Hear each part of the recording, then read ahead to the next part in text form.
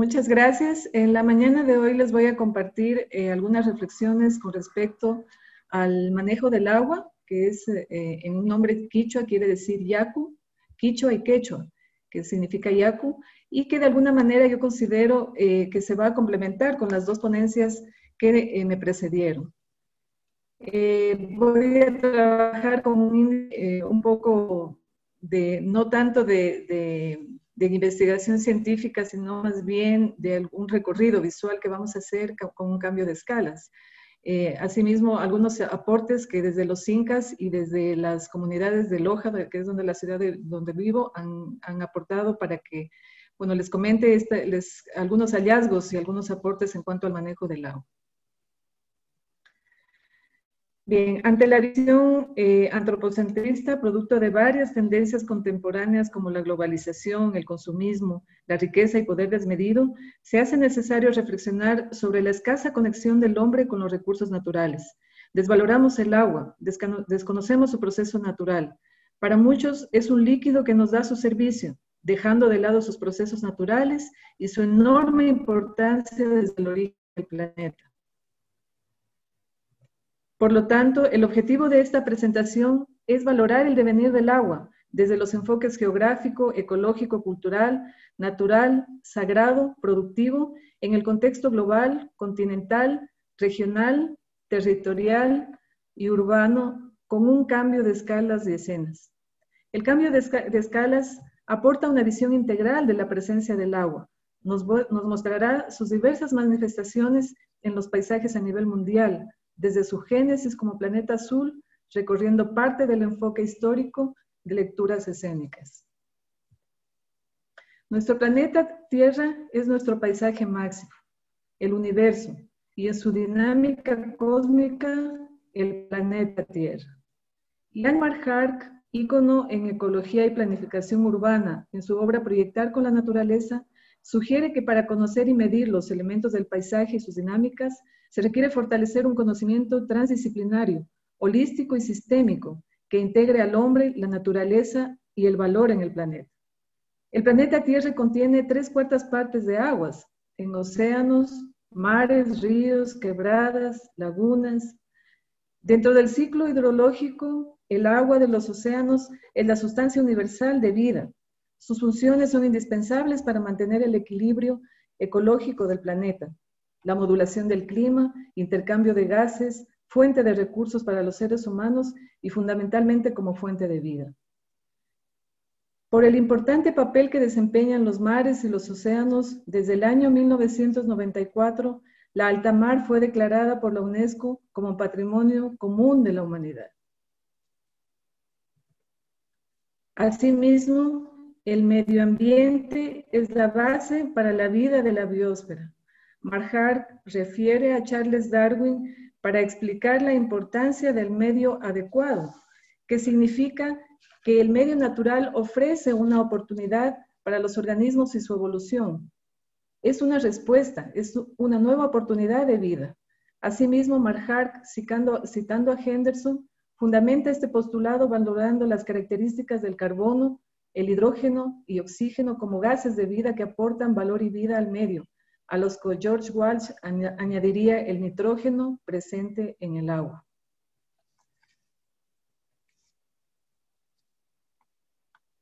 El agua en el paisaje geográfico está dado por el paisaje territorial. Se caracteriza por sus dimensiones. Es el conjunto de características geológicas, ecológicas y culturales perceptibles en una escena natural. Alonso Aguiló, en su obra Guía para la elaboración de estudios del medio físico, da cuenta de la importancia del análisis integral de un territorio por su complejidad, y este requiere de varios estudios multidisciplinarios que aborden los fenómenos naturales del medio a estudiar. La importancia del cambio de escalas, entender que en el caso del Ecuador somos parte de Sudamérica y que con nuestras afluentes y todos nuestros ríos y aguas y todo el sistema hídrico aportamos tanto al Océano Pacífico como al Océano Atlántico.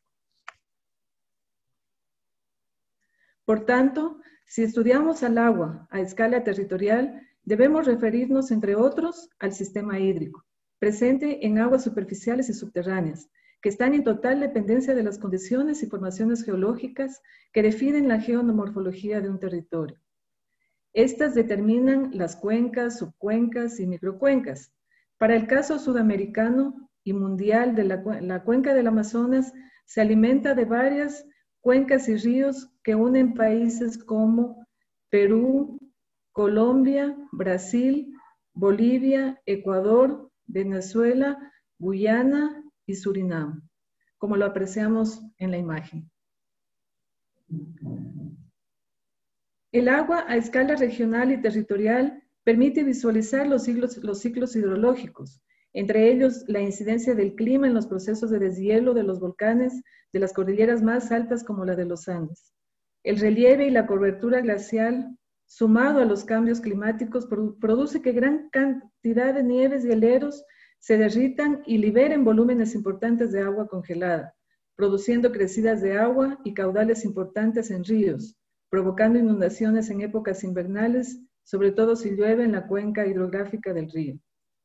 Las bajas temperaturas y los escurrimientos superficiales y subterráneos dan origen a los lagos y lagunas, creando paisajes de páramos propios de los espacios andinos, especialmente del Ecuador, que es donde yo vivo. A escala regional, se debe tomar en cuenta que la presencia del agua, así como las técnicas de captación y distribución del recurso hídrico y sus modos de gestión, inciden directamente sobre la posibilidad de expansión y distribución de nuevas tierras productivas, constituyéndose, de este modo, en principales agentes de ordenación del territorio y transformaciones del paisaje. Hemos dicho que el agua en el paisaje cultural y natural está dado por la presencia y lo determinan especialmente los seres humanos. A escala territorial, las cuencas, como hemos dicho, los lagos, las lagunas y los ríos, otorgan a las áreas urbanas y rurales de atributos básicos para la actividad cultural, económica, productiva, simbólica y vida en todas las manifestaciones que determinan actividades y acciones humanas que han perdurado en el devenir de la civilización humana, como lo vemos en la imagen en el lago Titicaca. Los mitos incaicos, así como su respeto y valoración de lo natural, les hacía creer que el mundo se había creado en el lago Titicaca. El sol había salido primero y los incas eran sus hijos. Esta narración la tomé de Janet Sherbondi, citada en González, 1995. Algunos autores, como Mónica Morales de la Corporación de Paisajes de Chile, describen a los paisajes culturales como paisajes raíz, concepto que se construye a partir de la triada de paisajes natural, cultural y perceptual, que emana de su simbiosis, en donde el hombre registra, interioriza, interpreta y adopta como herramientas con las que definió sus saberes y quehaceres, permitiéndole además entender el espacio y modelarlo. Están sujetos a un entendimiento polisémico, pues su valor simbólico y real no es único ni es el mismo para cada grupo social, que ve en ellos un recurso cultural, ambiental, biológico y social.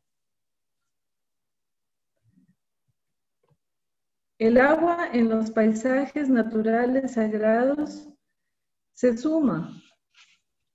El hombre se suma a la actividad del hombre, que es el cuidador y también el modelador del paisaje, y desde tiempos ancestrales el uso del agua ha dado respuesta a las necesidades humanas, espirituales, físicas y sensoriales del ser humano, creando paisajes que han sido declarados como patrimonio tangible e intangible a nivel mundial, como vemos las terrazas y andenes de Pisac en el Cusco.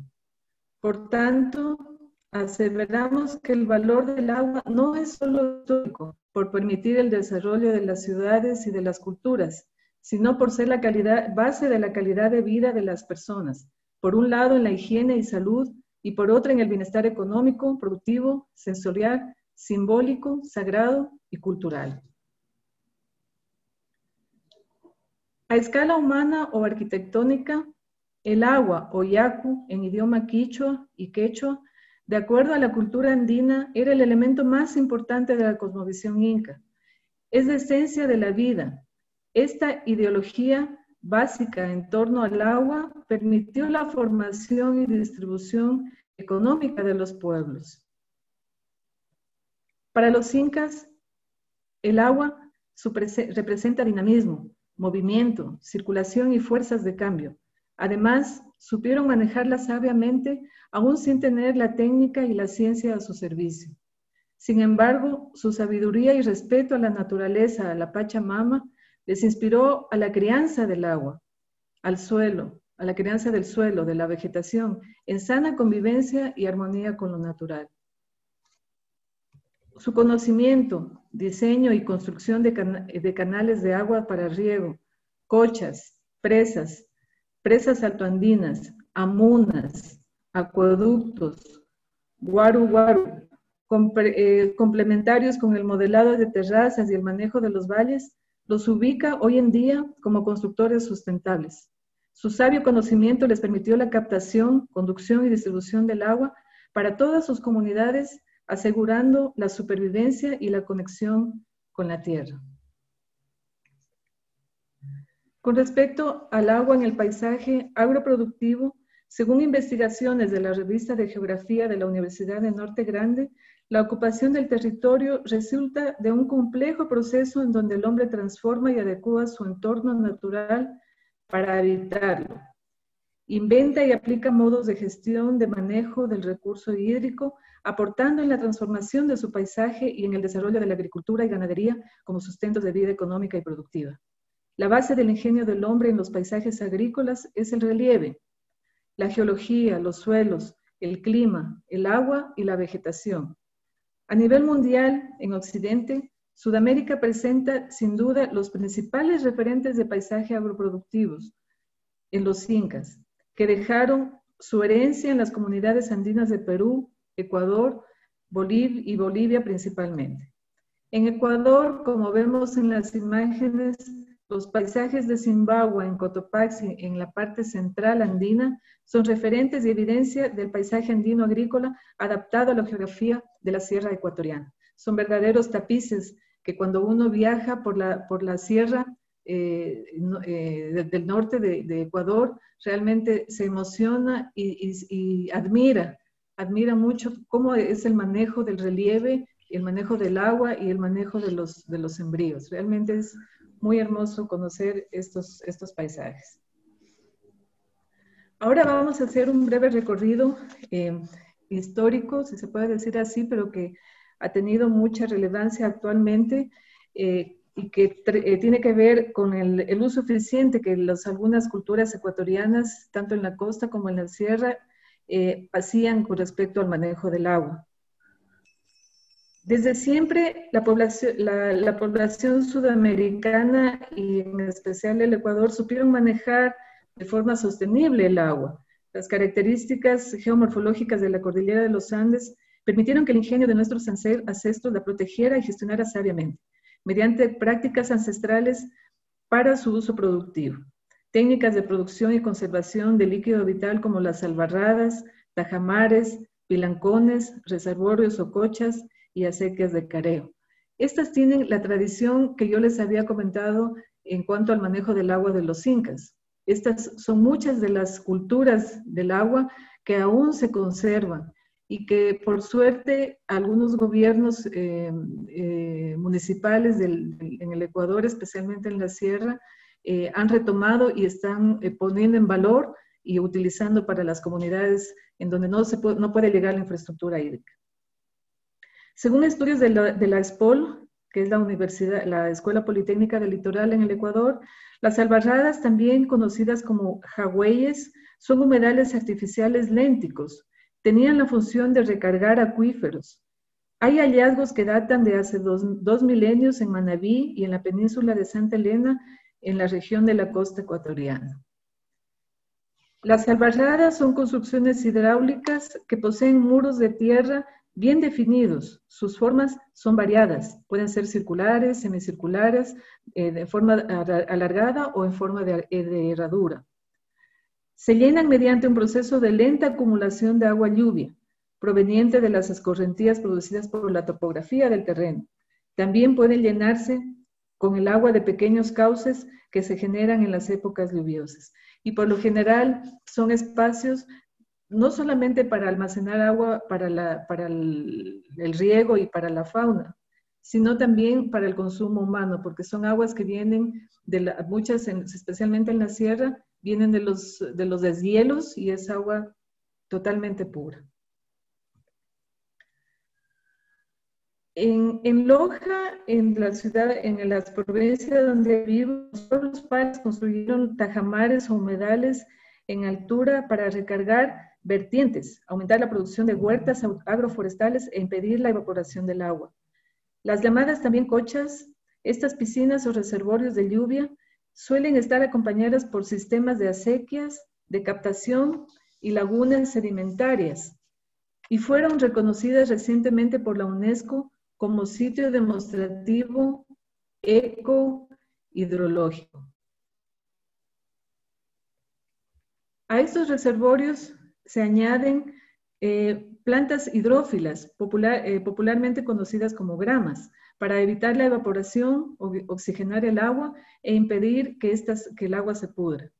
Las acequias de careo consisten en conducir y redirigir el agua de deshielo desde distintas alturas para aprovechar de manera estacional su flujo y evitar la erosión.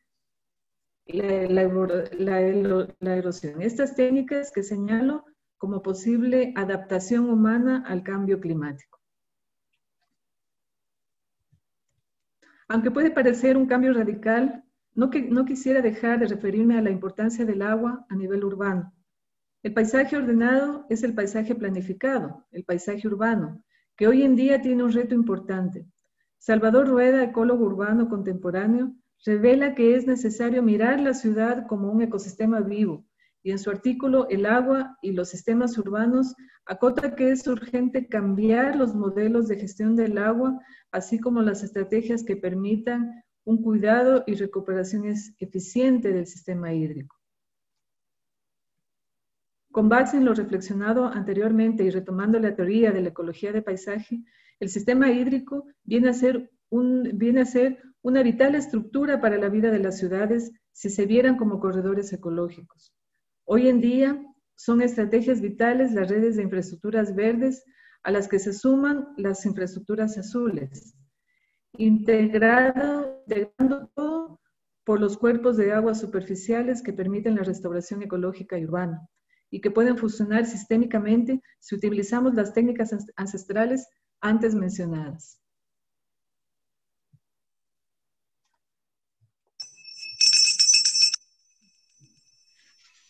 Bien, muchas gracias. Ya estoy cerrando. Bien, como conclusiones, podríamos decir que tenemos actualmente necesitamos ver al agua con nuevos ojos. Hay una nueva visión del agua que habla de diseños resilientes y biofílicos, es decir, con conexión innata con la naturaleza. Necesitamos ver a la naturaleza, al agua, como un ser vivo más, con derechos. Debemos tomar conciencia natural, mas no artificial. Debemos tener un respeto a las vertientes, no canalizar, no reencauzar, no entubar o embaularlas, porque recordemos que el agua tiene memoria y en algún momento las fuerzas y las dinámicas universales se tornan en contra de las infraestructuras y se producen varios problemas como las inundaciones. Es necesario co-crear una nueva cultura del agua, recordar que en la naturaleza todo funciona sistémicamente y en interdependencias. Hacer conciencia de dónde viene el agua. Pensamos que viene de las plantas potabilizadoras y no de los páramos y de su ciclo natural que debemos cuidar. Desde lo cultural, la energía del agua, especialmente de las cascadas y la fuerza del agua en las cascadas, es un elemento para activar las células sanas y que fluya el espíritu. La memoria del agua, tanto en su composición como en su forma y presencia en la naturaleza, en cascadas, páramos, humedales, ríos, quebradas y lagos, tiene que ver mucho con la parte sensorial del ser humano. Debemos entender tener conciencia de todo el ciclo hidrológico del agua en la naturaleza, la evaporación y la infiltración y todos los flujos que recaen luego con las lluvias. Esas son las que producen el agua que nosotros bebemos y a la que debemos respetar. La arqueología debe ser el fundamento de las disciplinas que proyectan la ciudad. Asimismo, respetar la cultura ancestral con énfasis en el pensamiento, filosofía, ética y estética de los hombres andinos que cuidaban el agua con tanta sabiduría y con tanto amor. Muchas gracias. Muchas gracias, estimada Alejandra. Encuentro en esta ponencia muchos puntos de encuentro con la que presentó el día de ayer el doctor José Antonio Hernández Soto de la Universidad Autónoma Chapingo. Él hablaba de la percepción en la cultura zapoteca del paisaje. ¿Qué podrías comentarnos al respecto antes de dar lectura a un comentario que está pendiente? Bien, yo pienso que nos une a nivel de Latinoamérica esa conciencia y ese amor a los recursos naturales. Tenemos muchas comunidades pre-incas que nos dejaron muchos consejos, un sabio manejo de todos los recursos naturales. El amor por la naturaleza creo que es lo que les comentaba, lo que nos une a nivel latinoamericano, y por eso también existen varios, según algunos relatos que yo revisaba, existen muchas similitudes en cuanto a la cultura del agua en muchos países latinoamericanos, con Perú, incluso con España, que yo me admiraba, que leía y bueno, lo tengo por allí. En España también hablan de las amunas, que son parecidas a las cochas que nosotros manejábamos. Y también en algún párrafo encontré que me llamó mucho la atención, que decía, por ejemplo, el español José María García, experto en la cátedra Transca, en España, en la Universidad de la Politécnica de Madrid, que encontraron muchas similitudes entre las albarradas de Ecuador y las amunas en Perú. Entonces, y algo que también me llamaba la atención, era que, bueno, este es otro autor, Galo Ramón, que es un investigador ecuatoriano, que decía que la conquista por parte de los grandes imperios se debió, entre otras razones, al manejo del agua. Comentó, antes de citar, bueno, que, entre otras cosas, bueno, que a los españoles les interesó mucho el manejo del agua, porque eran técnicas muy avanzadas de manejo de la piedra, del manejo del relieve, de las pendientes, y todo eso lo hicieron todos nuestros ancestros latinoamericanos. Entonces, no me sorprende mucho de que en otros países también estén investigando estos hallazgos, porque en realidad es parte de la naturaleza humana, de las necesidades humanas que siempre han estado presentes. Alejandra, perdón, adelante, Roberto. Gracias, Yadira. Paso a dar lectura a algunos comentarios de nuestra audiencia. María Elena Sánchez Roldán comenta, también en México, en su etapa prehispánica, la naturaleza era entendida como seres vivos. En especial los árboles eran llamados tota, refiriéndose a ellos como padres. Muchas felicidades por su ponencia. Marianel González pregunta, ¿de qué manera la visión de las culturas ancestrales puede ayudar en la actualidad a reconectarnos espiritualmente con el agua? Alberto Blanco Uribe comenta, excelente ponencia, el agua es sin duda la vida. La felicito por su enfoque natural, cultural. Saludos desde Francia. Y Antonio Mariano Moretti comenta, maravilloso, Alejandra. He visto todo eso en los cursos en Ecuador, Bolivia, Perú. Felicitaciones. Bien, muchas gracias. Bueno, yo pienso que definitivamente la intención de la ponencia va en gran medida en la reflexión, sobre todo en las acciones que estamos haciendo actualmente en las ciudades, desde el ámbito de la arquitectura o de las ingenierías. Realmente a mí me llama mucho la atención que tenía una serie de imágenes que yo quería mostrarles también de cómo las acciones humanas antropocéntricas están haciendo que se pierdan los recursos hídricos. En Ecuador, bueno, un problema universal es el tratamiento de los ríos y de las quebradas. Estoy siguiendo mi doctorado en México, en la UNAM, y yo vivía cerca del río Magdalena. Y a mí me daba una pena porque yo tomaba el metro en esa estación, en la estación de Viveros, y me daba una pena cómo se ha deteriorado y cómo se está perdiendo el río. Entonces, actualmente en la vida, con respecto a la pregunta, tenemos mucha responsabilidad social. Nosotros desde lo que está pasando ahora en este Congreso, estamos transmitiendo muchas ideas y muchas reflexiones que tienen que ver sobre todo con la conciencia nuestra respecto de las acciones que tenemos. Y la educación es la base. La base es mostrarles a los niños, al futuro de los países, cómo debe manejarse y cómo debe tratarse en la naturaleza, especialmente al agua. Entonces, han habido ya muchos manifiestos, y yo quería hacer referencia también a la COP25 que se reunió a la Cumbre del Clima y del Agua que se reunieron el año pasado en Madrid. Iba a ser en Chile, pero cambiaron por razones de todos estos problemas sociales que hubieron en Chile, lo cambiaron a Madrid. Y ahí claramente ya la COP hace referencia a que uno de los principales asuntos que se deben tratar a nivel mundial es el agua. Desde todas las visiones, desde las visiones económicas, sociales, el cuidado de los océanos y de los mares que ustedes están viendo también que está tomándose ya un poco más en serio, empoderando a muchas autoridades, especialmente a muchos países. Entonces, las funciones que nosotros tenemos como profesionales son muchas y esta, como digo, la del Congreso es una muy buena oportunidad. Yo no quise presentar avances un poco más técnicos, sino hacer esta reflexión y decir que tenemos que echar una mirada a lo que ya hicieron nuestros antecesores y que lo hicieron muy bien, sabiamente y sin afectar. Entonces, ese es mi mensaje y les agradezco por los mensajes a todos. Alejandra, omití el comentario de Marta Cecilia Cedeño Pérez, que dice, muy interesante y necesaria tu ponencia, querida Alejandra. Es necesario pensar en prácticas respetuosas y armónicas con el medio ambiente. Un abrazo.